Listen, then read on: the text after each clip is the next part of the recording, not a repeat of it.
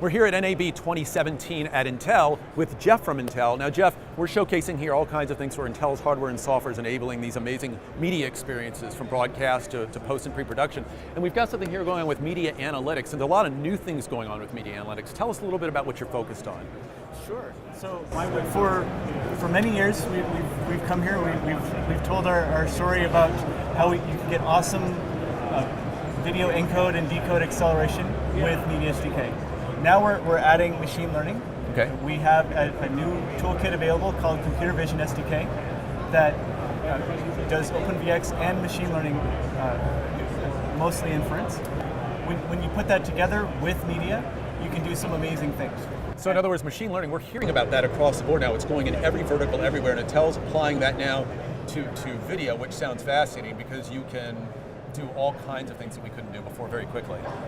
That's the idea, that the kind of classical approach to doing this The manual approach. Yes, there's a manual approach, and you can do some very crude things with old style computer vision, but you could never do things like we're showing here where you can feed it almost anything, and it works a lot like the human brain to figure out what's in the scene, and it can report back. I mean, here we're just showing a simple label for what's in the frame.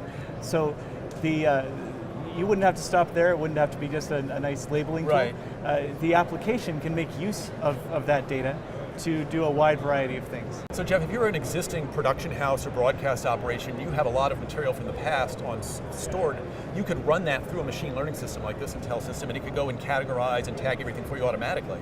Yes, that's the idea. And one of the advantages of this approach is that it's optimized. It's optimized to use Intel hardware, so it can be very, very fast. Right, so you can just feed things in and kind of do it and forget it, and it just happens in the background very, very quickly if you have a lot of content stored. Yes, so that's certainly one of the applications.